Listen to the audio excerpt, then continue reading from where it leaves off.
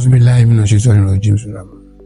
Èmi ni ọ̀gbẹ́ni Abdulrauf Adésọjí Arẹ́gbẹ́ṣọlá tí ó jẹ́ gómìnà ìpínlẹ̀ Ọ̀ṣun láti ọdún 2010 sí ọdún 2018 pẹ̀lú ògo Ọlọ́run àti àtìlẹ́yìn gbogbo ọmọ àti ará ìpínlẹ̀ Ọ̀ṣun. Ní ìgbà tí a wà ní orí àléfà, Ọlọ́run tí ọwọ́ wa ṣe àtúntò iṣẹ́ àkànṣe ti pópónà àti gbogbo àyíká ìpínlẹ̀ Ọ̀ṣun. Ọlọ́run sì tí ọwọ́ wa sọ ìpínlẹ̀ Ọ̀ṣun dà tuntun. A yí ìtàn ìpínlẹ̀ Ọ̀ṣun padà sí dáadáa. A kọ́ ilé ẹ̀kọ́ ìgbàlódé tí ó ṣe wò lójú, tí ó dẹ̀ dùn ún lò fún gbogbo àwọn ọmọ ilé ìwé. A dín ìṣẹ́ àti òṣì kù pátápátá ní ìpínlẹ̀ Ọ̀ṣun. A ṣe àgbékalẹ̀ àwọn ètò pàtàkì fún àwọn tí kò rí orí họ.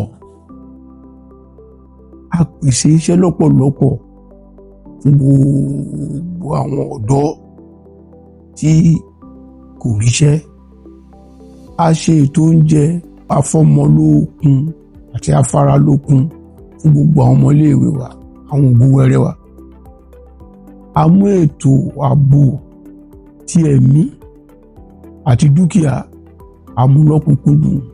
Àwọn ètò ààbò tá a ṣe yìí ó dá lórí púpọ̀ nǹkan, ṣùgbọ́n èyí tó ká mi lára jù tó fẹ́ kẹ́ mọ̀ rí púpọ̀ èèyàn ni ó mọ̀ pé gbogbo àwọn ẹ̀ṣọ́ tó wà ní ìpínlẹ̀ Ọ̀ṣun, ológun ni, ọlọ́pàá ni, ọ̀tẹlẹ̀múyẹ́ ni, custom ni, immigration ni, correction center ni, civil defence, gbogbo ẹ̀ṣọ́ tó wà lọ́sùn pátá tó jẹ́ ẹ̀ṣọ́ ìjọba là ń fún ní owó ìwúrí lóṣooṣù láti lè rí pé ara wọn balẹ̀, ọkàn wọn dẹ̀ dúró gbọ́ngbọ́n fún ìfàyàbalẹ̀ àti àlàáfíà aráàlú.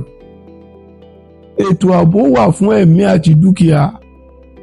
Bẹ́ẹ̀ la ṣe ètò àmójútó ìṣẹ̀lẹ̀ pàjáwìrì kálékáko. Gbogbo nǹkan wọ̀nyí àti bẹ́ẹ̀ bẹ́ẹ̀ lọ ni a ṣe pẹ̀lú ìfẹ́, àdúrótì, ìfaradà, àdúrà tó pọ̀, àtìlẹ́yìn àti ìfọwọ́sowọ́pọ̀ gbogbo mùtúmùwà ní ìpínlẹ̀ Ọ̀ṣun fún ọdún 8 gbáko tí kò lábùlà. A dúpẹ́ lọ́wọ́ yín o.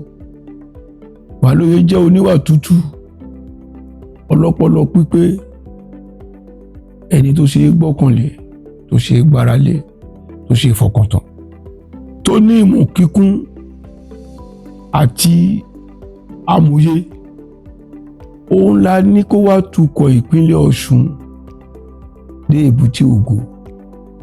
Ó jẹ́ ẹni tí ó ní ìrírí tó kún pérépéré pẹ̀lú ìbẹ̀rù Ọlọ́run àti ìtẹ̀síwájú nínú májẹ̀mú tí a bá gbogbo ọmọ ìpínlẹ̀ Ọ̀ṣun ṣe.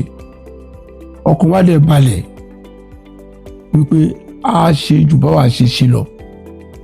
Ìfẹ́ aráàlú àti ìbẹ̀rù Ọlọ́run ní ọ̀mọ̀wé Right Honourable Najim Salam fi máa ṣe ìjọba.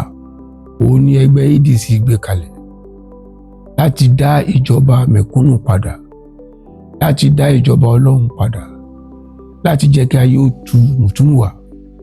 Torí ìdí èyí, ẹ bá wa fi ìbò yín gbé Honourable Najimdeen Fọláṣadé Salam wọlé ní orí àsíá ẹgbẹ́ ADC.